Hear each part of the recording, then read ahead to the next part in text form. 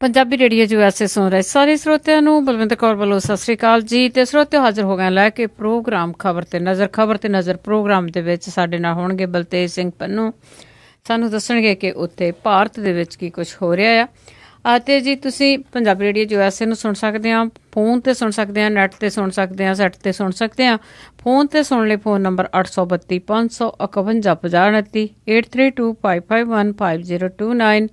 ਅਤੇ ਜੇ ਤੁਸੀਂ ਇੰਟਰਨੈੱਟ ਦੇ ਜ਼ਰੀਏ ਸੁਣਨਾ ਆ ਅਤੇ ਇੰਟਰਨੈੱਟ 'ਤੇ ਸੁਣਨੇ ਲਈ www.punjabiradio.usa.com। ਅਤੇ ਜੇ ਤੁਹਾਡੇ ਕੋਲ ਸਮਾਰਟਫੋਨ ਆ ਅਤੇ ਤੁਸੀਂ ਪੰਜਾਬੀ ਰੇਡੀਓ USA ਦੀ ਐਪ ਨੂੰ ਵੀ ਡਾਊਨਲੋਡ ਕਰ ਸਕਦੇ ਆ ਜੀ। ਪੰਜਾਬੀ ਰੇਡੀਓ USA ਦੇ ਇਸ ਪ੍ਰੋਗਰਾਮ ਨੂੰ ਸਪੋਂਸਰ ਕਰਦੇ ਨੇ ਜੀ ਰਜਿੰਦਰ ਕੌਰ ਜੀ ਸੈਨੋਜੇ ਤੋਂ, ਰਣਜੀਤ ਸਿੰਘ ਜੀ ਨਿਊ ਜਰਸੀ ਤੋਂ, ਕਰਮਪਾਲ ਸਿੰਘ ਅਤੇ ਜਸਜੀਤ ਕੌਰ ਕਲੋਵਿਸ ਤੋਂ, ਜਸਵੀਰ ਸਿੰਘ ਸਰਾਏ ਬੇਕਰਸਫੀਲਡ ਤੋਂ। ਬਹੁਤ ਬਹੁਤ ਧੰਨਵਾਦੀਆਂ ਜੀ ਤੁਸੀਂ ਇਸ ਪ੍ਰੋਗਰਾਮ ਨੂੰ ਖਬਰ ਤੇ ਨਜ਼ਰ ਨੂੰ ਸਾਰਿਆਂ ਤੱਕ ਪਹੁੰਚਾਇਆ ਜੀ। ਤੇ ਹੁਣ ਆਪਾਂ ਗੱਲਬਾਤ ਕਰਾਂਗੇ ਬਲਤੇਜ ਪੰਨੂ ਹੋਰਾਂ ਦੇ ਨਾਲ ਜੋ ਸਾਡੇ ਨਾਲ ਜੁੜ ਚੁੱਕੇ ਨੇ। ਬਲਤੇਜ ਪੰਨੂ ਜੀ ਸਤਿ ਸ਼੍ਰੀ ਅਕਾਲ, ਸਵਾਗਤ ਹੈ ਪੰਜਾਬੀ ਰੇਡੀਓ USA ਤੇ। ਸਤਿ ਸ਼੍ਰੀ ਅਕਾਲ ਜੀ, ਧੰਨਵਾਦ ਜੀ, ਮਿਹਰਬਾਨੀ। ਜੀ ਬਲਤੇਜ ਪੰਨੂ ਜੀ ਆਪਾਂ ਗੱਲ ਕਰੀਏ, ਸ਼ੁਰੂ ਕਰਦੇ ਜੀ ਅਮਿਤ ਸ਼ਾਹ ਤੋਂ। ਤੇ ਉਸ ਦੇ ਖਿਲਾਫ ਜਿਹੜੀ ਸ਼ਿਕਾਇਤ ਕੀਤੀ ਗਈ ਸੀਗੀ ਉਹ ਅਦਾਲਤ ਨੇ ਲੈਣ ਤੋਂ ਨਾ ਕਰ ਦਿੱਤੀ ਆ।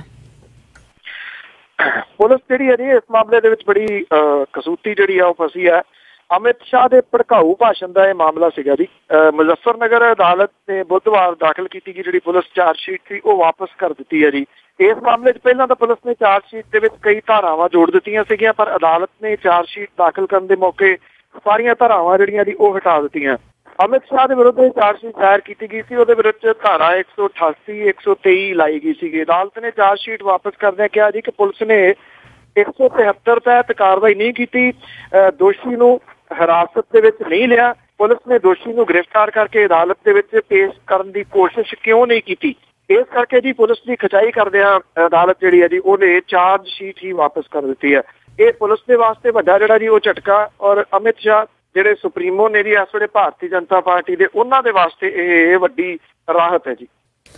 ਜੀ ਬਿਲਕੁਲ, ਜਿਸ ਤਰ੍ਹਾਂ ਤੁਸੀਂ ਗੱਲ ਕੀਤੀ ਆ, ਇੱਥੇ ਦਾ ਜਿਹੜਾ ਅਦਾਲਤੀ ਕਾਰੋਬਾਰ ਹੈਗਾ ਆ, ਕਾਰੋਬਾਰੀ ਆ ਜੀ ਹੁਣ ਤੇ ਉਹਦੇ ਨਾਲ ਹੀ ਲੱਗਦੀ ਗੱਲ ਕਰੀਏ ਜਿਹੜਾ ਜੋਤੀ ਮਰਡਰ ਕੇਸ ਆ ਉਸ ਦੇ ਵਿੱਚ ਵੀ ਰਾਮ ਕੁਮਾਰ ਚੌਧਰੀ ਨੂੰ ਬਰੀ ਕਰ ਦਿੱਤਾ ਗਿਆ ਜੀ। ਬਿਲਕੁਲ, ਇਹ ਬੜਾ ਬਹੁਤ ਚਰਚਿਤ ਇੱਕ ਕੇਸ ਸੀਗਾ ਜੀ, ਜੋਤੀ ਮਰਡਰ ਕੇਸ। ਹੁਸ਼ਿਆਰਪੁਰ ਦੀ ਰਹਿਣ ਵਾਲੀ ਸੀ ਜੀ ਇਹ ਜੋਤੀ।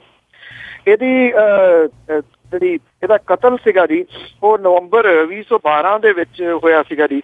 21 ਤਰੀਕ ਨੂੰ 22 ਤਰੀਕ ਨੂੰ ਉਹਦੀ ਡੈੱਡ ਬੋਡੀ ਜਿਹੜੀ ਇੱਥੇ ਪੰਚਕੂਲਾ ਦੇ ਵਿੱਚ ਮਿਲੀ ਸੀਗੀ ਜੀ। ਔਰ ਇਸ ਮਾਮਲੇ ਦੇ ਵਿੱਚ ਜਿਹੜੇ ਲੋਕ ਨਾਮਜ਼ਦ ਕੀਤੇ ਗਏ ਸੀਗੇ ਜੀ ਉਹਦੇ ਵਿੱਚੋਂ ਹਿਮਾਚਲ ਪ੍ਰਦੇਸ਼ ਦਾ MLA ਰਾਮ ਕੁਮਾਰ ਚੌਧਰੀ ਵੀ ਜਿਹੜਾ ਸ਼ਾਮਲ ਸੀਗਾ, ਕਿਉਂਕਿ ਉਹਦੇ ਟੈਲੀਫੋਨ ਤੋਂ ਹੀ ਬਹੁਤੀਆਂ ਜਿਹੜੀਆਂ ਕਾਲਸ ਸਨ ਉਹ ਕੀਤੀਆਂ ਗਈਆਂ ਸਨ ਜੀ।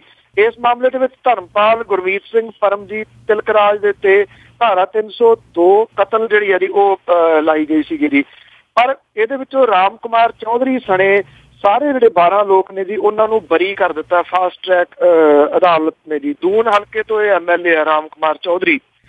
ਜਿਹੜੇ ਜੋਤੀ ਹੈ ਜੀ ਉਹਦੇ ਪਿਓ ਬੂਟੀ ਰਾਮ ਨੇ ਇਹ ਗੱਲ ਕਹੀ ਹੈ ਕਿ ਉਹਨੂੰ ਇਨਸਾਫ ਨਹੀਂ ਮਿਲਿਆ। ਉਹ ਉੱਚਲੀ ਅਦਾਲਤ ਜਿਹੜੀ ਹੈ ਜੀ ਉਹਦਾ ਦਰਵਾਜ਼ਾ ਜਿਹੜਾ ਜੀ ਉਹ ਖੜਕਾਉਣਗੇ, ਜਦੋਂ ਕਿ ਰਾਮ ਕੁਮਾਰ ਚੌਧਰੀ ਕਹਿੰਦਾ ਕਿ ਉਹਨੇ ਕੋਈ ਅਪਰਾਧ ਨਹੀਂ ਕੀਤਾ ਤੇ ਫਿਰ ਉਹਨੂੰ ਸਜ਼ਾ ਜਿਹੜੀ ਸੀ ਉਹ ਕਿਵੇਂ ਹੋ ਸਕਦੀ ਸੀਗੀ। ਹੈਰਾਨੀ ਵਾਲੀ ਗੱਲ ਇਹਦੇ ਵਿੱਚ ਇਹ ਰਹੀ ਕਿ ਰਾਮ ਕੁਮਾਰ ਚੌਧਰੀ ਨੇ ਪੁਲਿਸ ਦੇ ਦੱਸਣ ਦੇ ਮੁਤਾਬਕ ਉਹਨੇ ਐਡਮਿਟ ਵੀ ਕੀਤਾ ਸੀਗਾ ਕਿ ਉਹਦਾ ਹੱਥ ਜਿਹੜਾ ਜੀ ਜੋਤੀ ਮਰਡਰ ਦੇ ਪਿੱਛੇ ਜਿਹੜਾ ਹੈਗਾ, ਜਿਹੜੇ ਫੋਨ ਨੇ ਉਹਦੇ ਵਰਤੇ ਗਏ ਨੇ। ਪੁਲਿਸ ਉਹਨੂੰ ਕਹਿੰਦੀ ਕਿ ਰਾਮ ਕੁਮਾਰ ਚੌਧਰੀ ਦੀ ID ਚੋਰੀ ਕਰ ਲਈ ਸੀ, ਉਹ ਚੋਰੀ ਕਰਕੇ ID ਜਿਹੜੀ ਹੈ ਜੀ ਜਿਹੜੇ ਗਵਾਹ ਪੇਸ਼ ਕੀਤੇ ਗਏ ਉਹ ਚੋਰੀ ਕਰਕੇ ਉਹਦੇ ਨਾਂ ਦੇ ਉੱਤੇ ਸੈੱਲ ਫੋਨ ਜਿਹੜੇ ਸੀ ਉਹ ਲੈ ਲਏ ਗਏ ਸਨ, ਜਦੋਂ ਕਿ ਸੈੱਲ ਫੋਨ ਉਹ ਨੇ ਜਿਹੜੇ ਲੰਮੇ ਸਮੇਂ ਤੋਂ ਚੱਲ ਰਹੇ ਸਨ ਜੀ। ਸਾਰੇ ਗਵਾਹ ਸਾਰੀਆਂ ਜਿਹੜੀਆਂ ਚੀਜ਼ਾਂ ਉਹ ਰਾਮ ਕੁਮਾਰ ਦੇ ਵਿਰੋਧ ਦੇ ਵਿੱਚ ਜਾਂਦੀਆਂ ਸਨ। ਅਦਾਲਤ ਨੇ ਫਿਰ ਵੀ ਸਬੂਤਾਂ ਦੀ ਘਾਟ ਦੀ ਵਜ੍ਹਾ ਕਰਕੇ ਜਿਹੜਾ ਜੀ ਰਾਮ ਕੁਮਾਰ ਚੌਧਰੀ ਨੂੰ ਬਰੀ ਕਰ ਦਿੱਤਾ। ਦੱਸ ਦਈਏ ਕਿ ਜੋਤੀ ਜਿਹੜੀ ਸੀ ਉਹ ਰਾਮ ਕੁਮਾਰ ਚੌਧਰੀ ਦੇ ਸੰਪਰਕ ਦੇ ਵਿੱਚ ਸੀਗੀ, ਕੁਝ ਤੇਜ਼ ਤਰਾਰ ਕੁੜੀ ਸੀਗੀ। ਉਹ ਬਲੈਕਮੇਲ ਇਹਨਾਂ ਦਿਨਾਂ ਦੇ ਵਿੱਚ ਜਿਹੜੀ ਸੀ ਜੀ ਉਹ ਕਰਨ ਲੱਗੀ ਸੀ ਜਦੋਂ ਉਹਦਾ ਮਰਡਰ ਹੋਇਆ, ਤੇ ਫਿਰ ਉਹਨੂੰ ਜਿਹੜਾ ਜੀ ਰਾਹ ਦਾ ਰੋੜਾ ਸਮਝਦਿਆਂ ਹੋਇਆ ਜਿਹੜਾ ਜੀ ਉਹ ਹਟਾਤਾ। ਹੁਣ ਜਦੋਂ ਇਹ ਮੁਲਜ਼ਮ ਬਰੀ ਹੋ ਗਏ ਨੇ ਤੇ ਸਵਾਲ ਇਹ ਖੜਾ ਹੋ ਗਿਆ, ਜੇ ਇਹਨਾਂ ਨੇ ਕਤਲ ਨਹੀਂ ਕੀਤਾ ਜੋਤੀ ਨੂੰ ਤੇ ਫਿਰ ਜੋਤੀ ਨੂੰ ਕਿਹਨੇ ਮਾਰਿਆ? ਹਾਂਜੀ ਬਿਲਕੁਲ, ਇੱਥੇ ਦੇਖ ਲਓ ਕਾਨੂੰਨ ਕਿੰਨਾ ਅੰਨਾ ਆ। ਕਿ ਜਿਹੜੇ ਸਾਹਮਣੇ ਦੀਦੇ ਹੁੰਦੇ ਆ ਉਹਨਾਂ ਨੂੰ ਇਹ ਬਰੀ ਕਰ ਦਿੰਦਾ ਆ, ਤੇ ਕਈ ਸਾਲਾਂ ਤੋਂ 25 ਸਾਲਾਂ ਤੋਂ ਜਿਹੜੇ ਅੰਦਰ ਆ ਬਿਨਾਂ ਕਸੂਰ ਦੇ ਉਹ ਅਜੇ ਵੀ ਜੇਲ੍ਹਾਂ ਦੇ ਵਿੱਚ ਆ। ਅਗਲੀ ਗੱਲ ਕਰੀਏ, ਜਿਵੇਂ ਅਦਿੱਤਿਆ ਨਾਥ ਦੇ ਖਿਲਾਫ ਵੀ ਕੇਸ ਦਰਜ ਕਰਨ ਦੇ ਹੁਕਮ ਦਿੱਤੇ ਗਏ ਆ।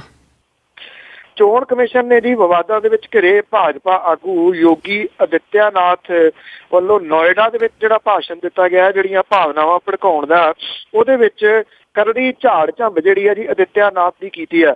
ਕਮਿਸ਼ਨ ਨੇ ਚੋਣ ਅਧਿਕਾਰੀਆਂ ਨੂੰ ਆਗੂ ਦੇ ਖਿਲਾਫ ਕੇਸ ਦਰਜ ਕਰਾਉਣ ਦੇ ਵਾਸਤੇ ਕਿਹਾ। ਚੋਣ ਕਮਿਸ਼ਨ ਨੇ ਆਪਣੇ ਹੁਕਮਾਂ ਦੇ ਵਿੱਚ ਭਾਜਪਾ ਆਗੂ ਨੂੰ ਭਵਿੱਖ ਦੇ ਵਿੱਚ ਜਨਤਕ ਭਾਸ਼ਣ ਦੇਣ ਸਮੇਂ ਸੁਚੇਤ ਰਹਿਣ ਦੇ ਵਾਸਤੇ ਜਿਹੜਾ ਜੀ ਉਹ ਕਿਹਾ। ਪਰ ਅਦਿੱਤਿਆ ਨਾਥ ਤਾਂ ਉਹ ਪੂਛ ਜਾਂਦੇ ਦੀ ਜਿਹੜੀ ਕਿਸੇ ਵੀ ਹਾਲਤ ਦੇ ਵਿੱਚ ਇੰਨੇ ਕਹਿਣ ਦੇ ਉੱਤੇ ਤਾਂ ਸਿੱਧੀ ਨਹੀਂ ਹੋਊਗੀ।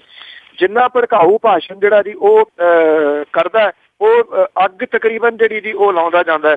ਮੈਂ ਪਹਿਲਾਂ ਵੀ ਗੱਲ ਕੀਤੀ ਸੀਗੀ ਜੀ ਪੰਜਾਬੀ ਰੇਡੀਓ ਤੇ ਕਿ ਜਦੋਂ ਇਹਦੀ ਮੂਵੀ ਜਿਹੜੀ ਪੁਰਾਣੀ, ਜਿਹੜੀ ਕਹਿੰਦਾ ਸੀ ਇਹ ਤਾਂ ਮੂਵੀ ਪੁਰਾਣੀ ਆ, ਮੇਰੇ ਮੈਂਬਰ ਪਾਰਲੀਮੈਂਟ ਬਣਨ ਤੋਂ ਪਹਿਲਾਂ ਦੀ ਆ, ਜਿਹਦੇ ਵਿੱਚ ਉਹ ਲਵ ਜਿਹਾਦ ਵਾਲੀ ਗੱਲ ਕਰਦਾ ਹੈ, ਇਹ ਜਾਣ ਬੁੱਝ ਕੇ ਨਾ ਜੀ ਇਹ ਕੱਢੀ ਗਈ ਸੀ। ਇਹ ਅਦਿੱਤਿਆ ਨਾਥ ਦੇ ਵੱਲੋਂ ਹੀ, ਉਹਦੇ ਨੇੜਲਿਆਂ ਦੇ ਵੱਲੋਂ ਕੱਢੀ ਗਈ ਸੀ ਤਾਂ ਕਿ ਉਹ ਪੁਰਾਣੀ ਮੂਵੀ ਜਿਹੜੀ ਹੈ ਜੀ ਉਹਨੂੰ ਭੜਕਾਇਆ ਜਾ ਸਕੇ। ਜਿਹੜਾ ਲਵ ਜਿਹਾਦ ਵਾਲਾ ਮਾਮਲਾ, ਉਹ ਮੂਵੀ ਆਈ ਤੇ ਉਸ ਤੋਂ ਬਾਅਦ ਹੀ ਅਦਿੱਤਿਆ ਨਾਥ ਜਿਹੜਾ ਜੀ ਉਹਨੂੰ ਉੱਤਰ ਪ੍ਰਦੇਸ਼ ਦੇ ਵਿੱਚ ਹੋ ਰਹੀਆਂ ਜ਼ਿਮਨੀ ਚੋਣਾਂ ਦਾ ਇੰਚਾਰਜ ਜਿਹੜਾ ਜੀ ਉਹ ਬਣਾਇਆ ਗਿਆ ਤੇ ਉਹਨੇ ਆਪਣਾ ਰੰਗ ਜਿਹੜਾ ਜੀ ਹੁਣ ਜਨਤਕ ਭਾਸ਼ਣਾਂ ਦੇ ਵਿੱਚ ਵਿਖਾਉਣਾ ਸ਼ੁਰੂ ਕਰ ਦਿੱਤਾ। ਉਹ ਤਾਂ ਓਪਨਲੀ ਕਹਿੰਦਾ ਜੀ ਕਿ ਜੇ ਇਸੇ ਤਰੀਕੇ ਦੀ ਭੜਕਾਹਟ ਜਿਹੋ ਜੀ ਬਣੀ ਰਹੀ ਤੇ ਸਾਡੀ ਜਿੱਤ ਜਿਹੜੀ ਆ ਉੱਤਰ ਪ੍ਰਦੇਸ਼ ਦੇ ਵਿੱਚ ਯਕੀਨੀ ਹੈ। ਹਾਂ ਬਿਲਕੁਲ ਜੀ, ਉਹਦੇ ਜਿਹੜੇ ਬਿਆਨ ਪੜ੍ਹੇ ਗਏ ਆ ਉਹ ਇਸੇ ਤਰ੍ਹਾਂ ਹੀ ਵਾਕਿਆ ਹੀ ਓਪਨ ਹੀ ਦਿੰਦਾ ਆ। ਅੱਗੇ ਗੱਲ ਕਰੀਏ ਜਿਵੇਂ ਪੰਜਾਬ ਦੀ, ਪੰਜਾਬ ਦੇ ਵਿੱਚ ਜਿਹੜੀ ਪੰਜਾਬ ਸਰਕਾਰ ਨੇ ਜਿਹੜੀਆਂ ਅਦਾਇਗੀਆਂ ਉਹਨਾਂ ਤੇ ਰੋਕ ਲਾ ਦਿੱਤੀ ਹੈ ਤੇ ਵਰਕਰ ਕੀ ਫੀਲ ਕਰ ਰਹੇ ਜੀ? ਵਰਕਰਾਂ ਨੇ ਫੀਲ ਜਿਹੜਾ ਕਰਨਾ ਜੀ, ਤਨਖਾਹਾਂ ਜਿਹੜੀਆਂ ਉਹ ਰੁਕੀਆਂ ਹੋਈਆਂ ਨੇ। ਹੁਣ ਪੰਜਾਬ ਸਰਕਾਰ ਨੇ ਚੁੱਪ ਚਪੀਤੇ ਸੂਬੇ ਦੇ ਖਜ਼ਾਨਾ ਦਫ਼ਤਰਾਂ ਦੇ ਵਿੱਚ ਸਣੇ ਤਨਖਾਹਾਂ ਦੇ ਹਰ ਤਰ੍ਹਾਂ ਦੀ ਅਦਾਇਗੀ ਜਿਹੜੀ ਆ ਜੀ ਉਹ ਤੇ ਫੇਰ ਰੋਕ ਲਾਤੀ ਹੈ ਜੀ। ਸੂਬੇ ਦੇ ਮੁਲਾਜ਼ਮਾਂ ਦੀਆਂ ਤਨਖਾਹਾਂ ਸਣੇ ਹਰ ਤਰ੍ਹਾਂ ਦੀਆਂ ਕਰੋੜਾਂ ਰੁਪਈਏ ਦੀਆਂ ਅਦਾਇਗੀਆਂ ਜਿਹੜੀਆਂ ਨੇ ਜੀ ਉਹ ਰੁਕ ਗਈਆਂ ਨੇ। ਚੰਡੀਗੜ੍ਹ ਦੇ ਵਿੱਚ 17 ਸੈਕਟਰ ਦੇ ਵਿੱਚ ਵੱਡੀ ਗਿਣਤੀ ਦੇ ਵਿੱਚ ਜਿਹੜੇ ਮੁਲਾਜ਼ਮ ਨੇ ਉਹ ਇਕੱਠੇ ਹੋ ਕੇ ਉਹਨਾਂ ਨੇ ਪੰਜਾਬ ਸਰਕਾਰ ਦੇ ਵਿਰੁੱਧ ਜਿਹੜਾ ਜੀ ਰੋਸ ਮੁਜ਼ਾਹਰਾ ਜਿਹੜਾ ਉਹ ਕੀਤਾ ਜੀ। ਪਤਾ ਇਹ ਲੱਗਾ ਹੈ ਕਿ ਜਿਹੜੀ ਪੰਜਾਬ ਸਰਕਾਰ ਹੈ ਉਹਨੇ ਇੱਕ ਲੈਟਰ ਜਿਹੜਾ ਜੀ ਚੁੱਪ ਚਪੀਤੇ ਜਾਰੀ ਕਰਕੇ ਜਿਹੜੇ ਸਮੂਹ ਖਜ਼ਾਨਾ ਦਫ਼ਤਰ ਨੇ ਉਹਨਾਂ ਦੇ ਵਿੱਚ ਇਹ ਕਿਹਾ ਕਿ ਲੈਟਰ ਤੁਹਾਨੂੰ ਬਾਅਦ ਦੇ ਵਿੱਚ ਮਿਲ ਜਾਂਦਾ, ਪਰ ਟੈਲੀਫੋਨ ਦੇ ਉੱਤੇ ਹਦਾਇਤਾਂ ਜਾਰੀ ਕਰ ਦਿੱਤੀਆਂ ਗਈਆਂ ਕਿ ਸਾਰਾ ਕੁਝ ਜਿਹੜਾ ਜੀ ਅੱਜ ਤੋਂ ਜਿਹੜਾ ਉਹ ਰੋਕ ਦਿਓ ਜੀ। ਔਰ ਖਜ਼ਾਨਾ ਦਫ਼ਤਰਾਂ ਦੇ ਵਿੱਚ ਜਦੋਂ ਅਦਾਇਗੀਆਂ ਜਿਹੜੀਆਂ ਸੀਗੀਆਂ ਉਹ ਰੁਕ ਗਈਆਂ, ਜਿਹੜੇ ਲੋਕ ਆਪਣੇ ਚੈੱਕ ਵਗੈਰਾ ਉਹਨਾਂ ਨੇ ਜਾਂ ਜਿਹੜੀਆਂ TADA ਵਗੈਰਾ ਜਿਹੜਾ ਮਿਲਦਾ ਜੀ ਉਹ ਉਹਦੇ ਵਾਸਤੇ ਗਏ ਤਾਂ ਇਹ ਜੀ ਕਿ ਉੱਪਰੋਂ ਹਦਾਇਤਾਂ ਜਿਹੜੀਆਂ ਨੇ ਆ ਗਈਆਂ ਤੇ ਨਾ ਤਾਂ ਤਨਖਾਹਾਂ ਮਿਲਣਗੀਆਂ ਨਾ ਜਿਹੜੇ ਬਕਾਏ ਨੇ ਜੀ ਉਹ ਅਜੇ ਦਿੱਤੇ ਜਾਣਗੇ ਜੀ। ਸ਼ਾਹਪੁਰ ਕੰਡੀ ਪ੍ਰੋਜੈਕਟ ਦੇ 1500 ਦੇ ਕਰੀਬ ਮੁਲਾਜ਼ਮ ਜਿਹੜੇ ਨੇ ਜੀ ਉਹ ਇਸ ਦੀ ਵਜ੍ਹਾ ਕਰਕੇ ਜੀ ਜੁਲਾਈ ਤੋਂ ਤਨਖਾਹਾਂ ਤੋਂ ਖਾਲੀ ਬੈਠੇ ਨੇ ਜੀ। ਜੁਲਾਈ, ਅਗਸਤ, ਹੁਣ ਸਤੰਬਰ ਜਿਹੜਾ ਜੀ ਉਹ ਆ ਗਿਆ। ਔਰ ਬਾਕੀ ਇਹ ਸਾਰਾ ਕੁਝ ਜਿਹੜਾ ਜੀ ਰੁਕਣ ਦੀ ਵਜ੍ਹਾ ਕਰਕੇ ਸਮੁੱਚੇ ਪੰਜਾਬ ਦੇ ਵਿੱਚ ਜਿਹੜੇ ਮੁਲਾਜ਼ਮ ਨੇ ਪੰਜਾਬ ਸਰਕਾਰ ਦੇ ਉਹਨਾਂ ਦੀ ਜੇਬ ਦੇ ਉੱਤੇ ਸਿੱਧਾ ਅਸਰ ਜਿਹੜਾ ਜੀ ਉਹ ਪਊਗਾ ਤੇ ਹੁਣ ਉਹਨਾਂ ਨੂੰ ਫੇਰ ਇੱਕ ਵਾਰੀ ਜੀ ਲਾਲੇ ਜਿਹੜੇ ਨੇ ਉਹ ਪੈ ਜਾਣੇ ਨੇ।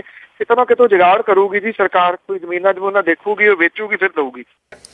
ਹਾਂ ਜੀ, ਪਰ ਜਿਸ ਤਰ੍ਹਾਂ ਵਰਕਰ ਆ ਉਹਨਾਂ ਦੀਆਂ ਤਨਖਾਹਾਂ ਨਾ ਦੇਣੀਆਂ ਜਾਂ ਹੋਰ ਕੋਈ ਕੰਮ ਹੈ ਜਿਹੜਾ ਨਹੀਂ ਕਰਨਾ, ਪਰ ਇਹਨਾਂ ਦੀਆਂ ਜਿਹੜੀਆਂ ਕਾਰਾਂ ਦੇ ਕਾਫਲੇ ਆ ਉਹਨਾਂ ਦੇ ਵਿੱਚ ਲੱਖਾਂ ਦਾ ਗੈਸ ਜਿਹੜਾ ਬਲਦਾ, ਉਹਦਾ ਕੋਈ ਹਿਸਾਬ ਕਿਤਾਬ ਇਹਨਾਂ ਦਾ ਨਹੀਂ ਹੈ ਜੀ। ਇਹ ਤਾਂ ਖਰਚਾ ਦਿਨੋਂ ਦਿਨ ਜਿਹੜਾ ਜੀ ਇਹ ਕੌੜੀ ਵੇਲ ਵਾਂਗੂ ਵਾਧਾ ਤੁਰਿਆ ਆਉਂਦਾ ਜੀ।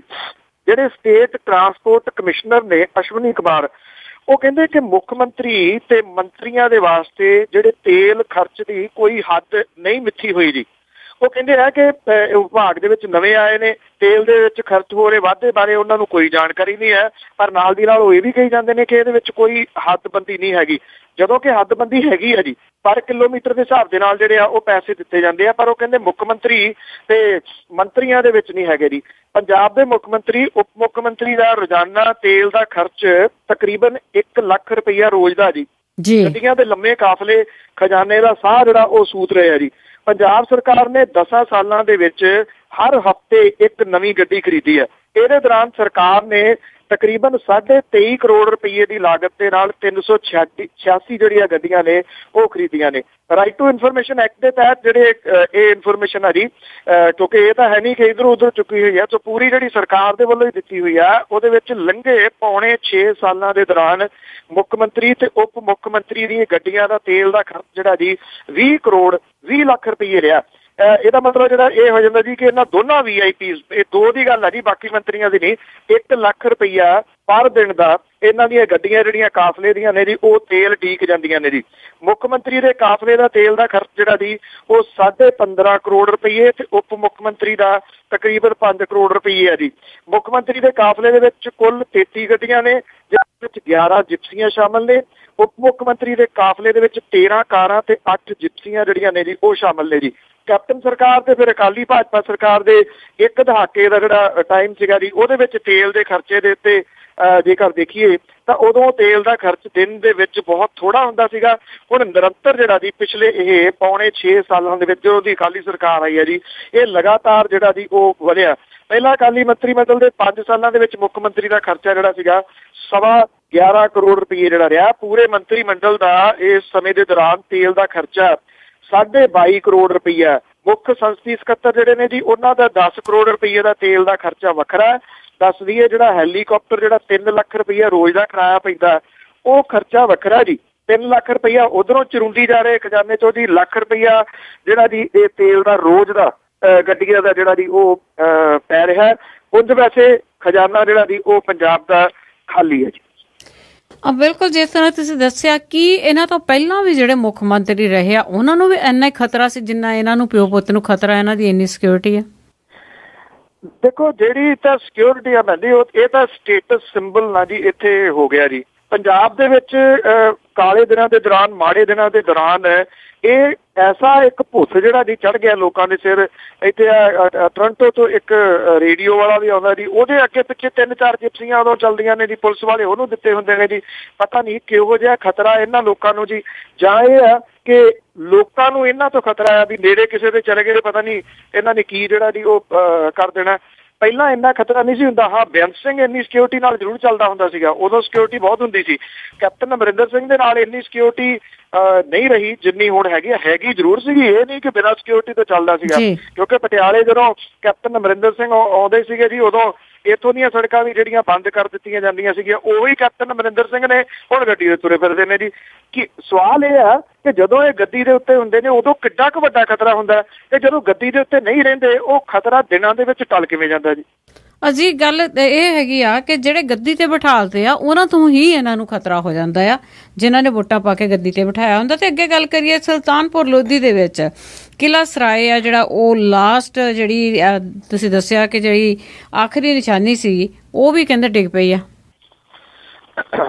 ਮੇਰੀ ਐਜੂਕੇਸ਼ਨ ਇਸ ਇਤਿਹਾਸਕ ਸ਼ਹਿਰ ਦੀ ਹੈ ਜੀ, ਮੇਰਾ ਬਚਪਨ ਇਸ ਸ਼ਹਿਰ ਦਾ ਹੈ। ਅਸੀਂ ਛੋਟੇ ਹੁੰਦੇ ਆ ਇਹ ਜਿਹੜਾ 717 ਹਿਜਰੀ ਸੰਮਤ ਦਾ ਬਣਿਆ ਹੋਇਆ ਜੀ ਕਿਲ੍ਹਾ ਸਰਾਏ ਆ, ਉਹ ਦੇਖਦੇ ਰਹੇ ਆ। ਇਹਨਾਂ ਦੇ ਵਿੱਚ ਇਸ ਵੇਲੇ ਜੀ ਇੱਥੇ ਥਾਣਾ ਬਣਿਆ ਹੋਇਆ ਅੰਦਰ। ਬੜੇ ਯਤਨ ਜਿਹੜੇ ਜੀ ਕੀਤੇ ਗਏ ਕਿ ਇਹ ਕਿਲ੍ਹਾ ਸਰਾਏ ਜਿਹੜਾ ਮੁਗਲ ਸਲਤਨਤ ਦੀ ਆਖਰੀ ਨਿਸ਼ਾਨੀ ਆ ਕਿ ਇਹਨੂੰ ਕਿਸੇ ਤਰੀਕੇ ਦੇ ਨਾਲ ਸੰਭਾਲਿਆ ਜਾਵੇ, ਪਰ ਸਰਕਾਰਾਂ ਨੇ ਇਹ ਕਹਿ ਲਓ ਪਿਛਲੇ ਸਮੇਂ ਦੇ ਦੌਰਾਨ ਕੋਈ ਦਿਲਚਸਪੀ ਜਿਹੜੀ ਆ ਜੀ ਇਹਨੂੰ ਸੰਭਾਲਣ ਦੇ ਵਿੱਚ ਨਹੀਂ ਲਈ। ਇੱਕ ਬੰਦੇ ਨੇ ਇਹਦੇ ਵਾਸਤੇ ਯਤਨ ਬਹੁਤ ਕੀਤੇ, ਉਹ ਹੈ ਜੀ ਭਾਈ ਬਲਦੀਪ ਸਿੰਘ, ਜਿਨ੍ਹਾਂ ਨੇ ਖਡੂਰ ਸਾਹਿਬ ਤੋਂ ਚੋਣ ਵੀ ਲੜੀ ਸੀ ਆਮ ਆਦਮੀ ਪਾਰਟੀ ਦੇ ਵੱਲੋਂ। ਔਰ ਉਹਨਾਂ ਨੇ ਇੱਕ ਜਿਹੜੀ ਸੰਸਥਾ ਜੀ ਅਨਾਦ ਫਾਊਂਡੇਸ਼ਨ ਉਹ ਬਣਾਈ ਹੋਈ ਹੈ ਜੀ। ਪਰ ਮੁਸ਼ਕਲ ਇਹ ਹੈ ਕਿ ਇੱਕ ਬੰਦਾ ਜਿਹੜਾ ਸੀਗਾ ਜੀ ਉਹ ਕੀ ਕਰ ਸਕਦਾ। ਉਹਨੇ ਬਹੁਤ ਯਤਨ ਕੀਤੇ ਪੰਜਾਬ ਸਰਕਾਰ ਦੇ ਵਾਸਤੇ, ਸੈਂਟਰ ਸਰਕਾਰ ਤੋਂ ਕਿ ਕੁਝ ਮਿਲੇ ਤੇ ਕਿਸੇ ਤਰੀਕੇ ਦੇ ਨਾਲ ਇਹ ਇੱਕ ਪੁਰਾਤਨ ਇਮਾਰਤ ਜਿਹੜੀ ਹੈ ਜੀ ਉਹਨੂੰ ਜਿਹੜੇ ਸੈਲਾਨੀ ਨੇ ਉਹਨਾਂ ਦੇ ਵੇਖਣ ਦੇ ਵਾਸਤੇ ਇਹਨੂੰ ਸੰਭਾਲਿਆ ਜਾ ਸਕੇ ਜਿਉਂ ਦੀ ਤਿਉਂ, ਪਰ ਨਹੀਂ ਇਹ ਹੋ ਸਕਿਆ ਜੀ। ਹੁਣ ਇੱਕ ਧਮਾਕੇ ਦੇ ਨਾਲ ਇਹਦੀ ਜਿਹੜੀ ਡਿਊਰੀ ਵਗੈਰਾ ਸੀ ਜੀ ਉਹ ਸਾਰੀ ਡਿੱਗ ਪਈ। ਲੋਕ ਵੀ ਏਡੇ ਨੇ ਜੀ, ਲੋਕਾਂ ਨੇ ਜਿਹੜੀਆਂ ਜੀ ਔਰ ਇਹਦੇ ਨੇੜੇ ਤੇੜੇ ਤੋਂ ਮਿੱਟੀ ਜਿਹੜੀ ਆ ਉਹ ਕੱਢ ਲਈ ਹੋਈ ਆ, ਇਹਦੀਆਂ ਨੀਹਾਂ ਜਿਹੜੀਆਂ ਉਹ ਖੋਖੜੀਆਂ ਕਰ ਦਿੱਤੀਆਂ ਨੇ। ਲੋਕ ਕਿਹੜਾ ਇਸ ਮਾਮਲੇ ਦੇ ਵਿੱਚ ਕੁਝ ਕਰਦੇ ਨੇ ਜੀ ਵੀ ਅਸੀਂ ਕਿਸੇ ਤਰੀਕੇ ਨਾਲ ਕੁਝ ਜਿਹੜਾ ਜੀ ਇਹਨੂੰ ਸੰਭਾਲ ਸਕੀਏ। ਇਹ ਧਮਾਕਾ ਏਡਾ ਜ਼ੋਰਦਾਰ ਸੀਗਾ ਜੀ ਕਿ ਨੇੜੇ ਤੇੜੇ ਰਹਿੰਦੇ ਜਿਹੜੇ ਲੋਕ ਨੇ ਉਹ ਡਰ ਕੇ ਇਸ ਧਮਾਕੇ ਤੋਂ ਹੁਣ ਜਦੋਂ ਡਿਉੜੀ ਡਿੱਗ ਪਈ ਆ ਤੇ ਬਾਕੀ ਇਹਦੀਆਂ ਕੰਧਾਂ ਬਹੁਤ ਉੱਚੀਆਂ ਨੇ ਜੀ, ਉਹ ਵੀ ਡਿੱਗਣ ਦਾ ਖਤਰਾ ਜਿਹੜਾ ਜੀ ਉਹ ਪੈਦਾ ਹੋ ਗਿਆ। ਇਹ ਲਾਸਟ ਨਿਸ਼ਾਨੀ ਸੀਗੀ 717 ਹਿਜਰੀ ਸੰਮਤੀ ਔਰ ਮੁਗਲ ਸਲਤਨਤ ਦੇ ਟਾਈਮ ਦੀ, ਜਿਹਨੂੰ ਪ੍ਰਜ਼ਰਵ ਕੀਤਾ ਜਾਣਾ ਚਾਹੀਦਾ ਸੀ ਕਿਸੇ ਤਰੀਕੇ ਦੇ ਨਾਲ, ਪਰ ਹੋ ਨਾ ਸਕਿਆ ਜੀ।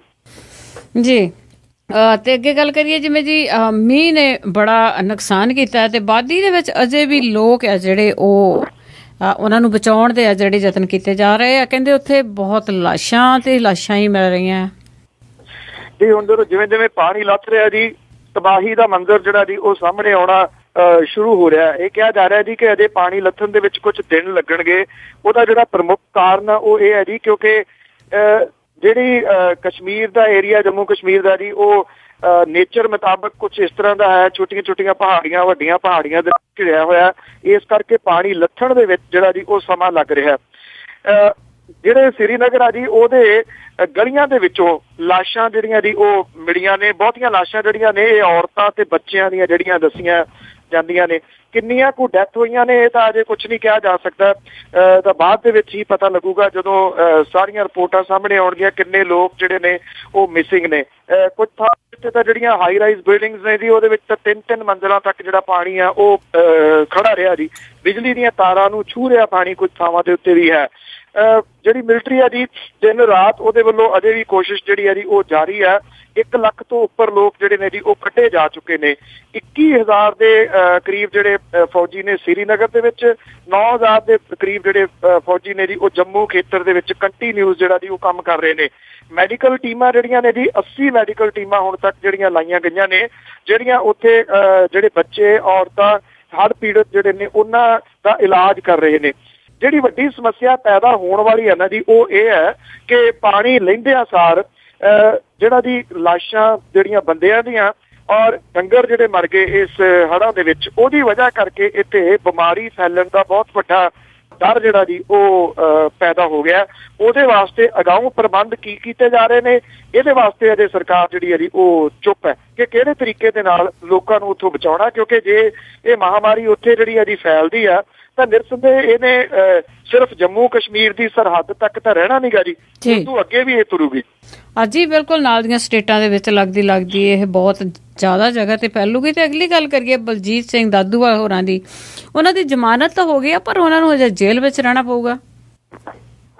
ਫਰੀਦਕੋਟ ਦੇ ਵਿੱਚ ਹੀ ਸੈਸ਼ਨ ਜੱਜ ਜਿਹੜੇ ਨੇ ਉਹਨਾਂ ਦੇ ਵਿੱਚ ਉਹਨਾਂ ਨੇ ਬਲਜੀਤ ਸਿੰਘ ਦਾਦੂਵਾਲ ਦੀ ਜਿਹੜੀ ਜ਼ਮਾਨਤ ਹੈ ਜੀ, ਨਜਾਇਜ਼ ਅਸਲਾ ਰੱਖਣ ਦਾ ਜਿਹੜਾ ਮਾਮਲਾ ਨਵਾਂ ਫਿੱਟ ਕੀਤਾ ਸੀਗਾ ਪੁਲਿਸ ਨੇ, ਉਸ ਮਾਮਲੇ ਦੇ ਵਿੱਚ ਉਹਨਾਂ ਨੂੰ ਜ਼ਮਾਨਤ ਜਿਹੜੀ ਹੈ ਜੀ ਉਹ ਦੇ ਦਿੱਤੀ ਹੈ ਜੀ। ਜੈਤੋ ਦੀ ਪੁਲਿਸ ਨੇ 21 ਅਗਸਤ ਨੂੰ ਬਲਜੀਤ ਸਿੰਘ ਦਾਦੂਵਾਲ ਤੇ ਉਹਦੇ 2 ਸੇਵਾਦਾਰਾਂ ਦੇ ਉੱਤੇ ਜੀ ਜਿਹੜਾ ਇਹ ਮਾਮਲਾ ਦਰਜ ਕੀਤਾ ਸੀਗਾ ਜੀ। ਔਰ ਉਹ ਕਿਹਾ ਗਿਆ ਸੀਗਾ ਕਿ ਉਹਨਾਂ ਕੋਲੋਂ 10 ਹਥਿਆਰ ਜਿਹੜੇ ਨੇ ਬਰਾਮਦ ਕੀਤੇ ਨੇ ਜੀ।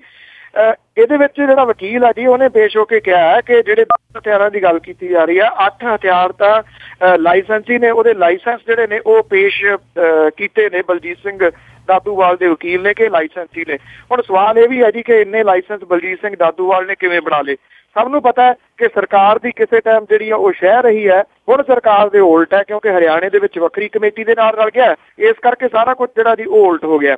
ਬੇਸ਼ੱਕ ਬਲਜੀਤ ਸਿੰਘ ਦਾਦੂਵਾਲ ਨੂੰ ਜ਼ਮਾਨਤ ਜਿਹੜੀ ਹੈ ਜੀ ਉਹ ਮਿਲ ਗਈ ਹੈ, ਪਰ ਅਜੇ ਉਹਦੀ ਰਿਹਾਈ ਆ ਜਿਹੜੀ ਉਹ ਨਹੀਂ ਹੋ ਸਕਦੀ ਕਿਉਂਕਿ ਉਹਦੇ ਖਿਲਾਫ ਜਿਹੜੇ 3 ਹੋਰ ਕੇਸ ਜਿਹੜੇ ਉਹ ਦਰਜ ਨੇ।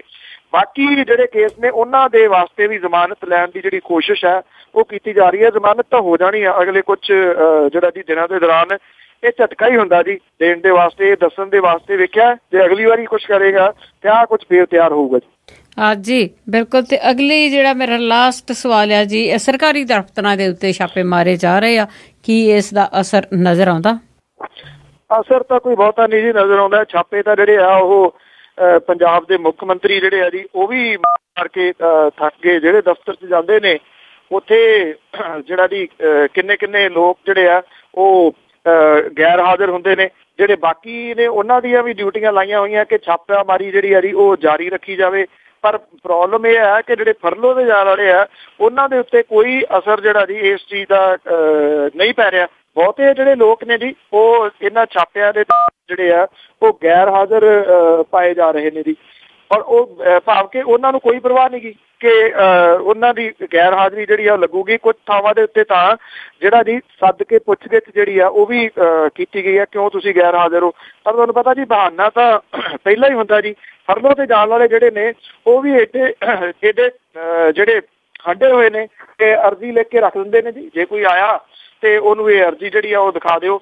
ਸਰਕਾਰੀ ਦਫ਼ਤਰਾਂ ਦੇ ਵਿੱਚ ਜਿਹੜਾ ਕੰਮਕਾਰ ਹੈ ਜੀ ਉਹਦੇ ਵਾਸਤੇ ਸਭ ਤੋਂ ਵੱਡੀ ਜਿਹੜੀ ਮੁਸ਼ਕਲ ਹੈ ਨਾ ਜੀ, ਉੱਥੇ ਕੰਮ ਕਰਨ ਵਾਲੇ ਲੋਕ ਹੀ ਜਿਹੜੇ ਨੇ ਨਾ ਉਹ ਬਣੇ ਹੋਏ ਨੇ ਜੀ। ਜਦੋਂ ਤੁਸੀਂ ਕੋਈ ਕੰਮ ਦੇ ਵਾਸਤੇ ਜਾਂਦੇ ਹੋ, ਜਦੋਂ ਉਹਨਾਂ ਨੇ ਕੋਈ ਐਪਲੀਕੇਸ਼ਨ ਦੇਖੀ, ਉਹਦੇ ਵਿੱਚ ਜਦੋਂ ਉਹਨਾਂ ਨੂੰ ਮਾੜੀ ਜੀ ਕੋਈ ਦੀਦੀ ਹੈ ਨਾ ਜੀ ਕਿ ਇਹਦੇ ਵਿੱਚ ਆ ਗਲਤੀ ਹੈ ਜੀ, ਫਿਰ ਖੁਸ਼ੀ ਉਹਨਾਂ ਦੇ ਚਿਹਰੇ ਦੇ ਉੱਤੇ ਦੇਖਣ ਵਾਲੀ ਹੁੰਦੀ ਹੈ ਜੀ, ਵੀ ਟਲ ਗਿਆ ਕੰਮ ਜਿਹੜਾ ਉਹ ਕਰਨਾ ਨਹੀਂ ਪੈਣਾ। ਅਕਸਰ ਇਹ ਕਿਹਾ ਜਾਂਦਾ ਜੀ ਕਿ ਇੱਥੇ ਜਿਹੜੇ ਕੰਮ ਕਰਨ ਵਾਲੇ ਲੋਕ ਨੇ ਉਹ 3 ਕੰਮ ਕਰਦੇ ਨੇ, ਈਟਿੰਗ, ਮੀਟਿੰਗ ਤੇ ਚੀਟਿੰਗ। ਜਦੋਂ ਚੱਲ ਜਾਓ ਜੀ ਉਹ ਮੀਟਿੰਗ ਚੱਲ ਰਹੀ ਹੈ ਜੀ, ਉਹ ਖਾਣਾ ਖਾਣ ਗਏ ਨੇ ਜੀ, ਤੇ ਜਾਂ ਫਿਰ ਜੀ ਕਿਸੇ ਨਾਲ ਸੌਦਾ ਮਾਰ ਰਹੇ ਹੁੰਦੇ ਆ। ਜੀ ਬਿਲਕੁਲ ਇਹੋ ਜਿਹੀਆਂ ਮੌਜਾਂ ਜਿਹੜੀਆਂ ਉਹ ਭਾਰਤ ਦੇ ਵਿੱਚ ਹੀ ਲੱਭ ਸਕਦੀਆਂ। ਤੇ ਅਖੀਰ ਦੇ ਵਿੱਚ ਅੱਜ ਨਵਾਂ ਕਿ ਮੰਨੀ ਮਿਹਨਤ ਨਾ ਬਾਦਲ ਫਿਰ ਭਾਜਪਾ ਦੀ ਮੀਟਿੰਗ ਓਮੀ ਦੇ ਪੁੱਤ ਨਾਲ ਲਾਈ ਉਹਨੇ। ਮੰਨੀ ਮਿਹਨਤ ਨਾ ਬਾਦਲ ਫਿਰ ਭਾਜਪਾ ਦੀ ਮੀਟਿੰਗ ਓਮੀ ਦੇ ਪੁੱਤ ਨਾਲ ਲਾਈ ਉਹਨੇ। ਬਾਲਾ ਸਰ ਦੇ ਫਾਰਮ ਵਿੱਚ ਹੋਈ ਮੀਟਿੰਗ, ਫਿਕਰਾਂ ਵਿੱਚ ਹੁਣ ਭਾਜਪਾ ਪਾਈ ਉਹਨੇ। ਦਿੱਤੀ ਜਿੰਨੀ ਸਮਝਾਉਣੀ ਸੀ ਭਾਜਪਾ ਨੇ, ਗੱਲਾਂ ਨਾਲ ਫਿਰ ਗੱਲ ਟਰਕਾਈ ਉਹਨੇ। ਜਿਹੜੀ ਤਾਊ ਦੇ ਵਕਤ ਦੀ ਸਾਂਝ ਆਈ, ਰਿਸਕ ਲਿਆ ਤੇ ਸਾਂਝ ਨਿਭਾਈ ਉਹਨੇ। ਗੁੱਸੇ ਵਿੱਚ ਪਏ ਆਖਦੇ ਭਾਜਪਾਈਏ, ਨੀਤੀ ਬਾਦਲ ਦੀ ਅਸੀਂ ਪਛਾਣਦੇ ਹਾਂ। ਗੁੱਸੇ ਵਿੱਚ ਪਏ ਆਖਦੇ ਭਾਜਪਾਈਏ, ਨੀਤੀ ਬਾਦਲ ਦੀ ਅਸੀਂ ਪਛਾਣਦੇ ਹਾਂ। ਟਿੱਬੀ ਅਸਾਂ ਨੂੰ ਲਾਈ ਜਾਂ ਬਾਦਲਾਂ ਨੇ, ਭਾਜੀ ਮੋੜਨੀ ਅਸੀਂ ਵੀ ਜਾਣਦੇ ਹਾਂ। ਥੈਂਕ ਯੂ ਜੀ, ਬਹੁਤ ਬਹੁਤ ਧੰਨਵਾਦ। ਮਿਹਰਬਾਨੀ ਜੀ, ਥੈਂਕ ਯੂ, ਸਤਿ ਸ਼੍ਰੀ ਅਕਾਲ ਜੀ। ਸਤਿ ਸ਼੍ਰੀ ਅਕਾਲ ਜੀ।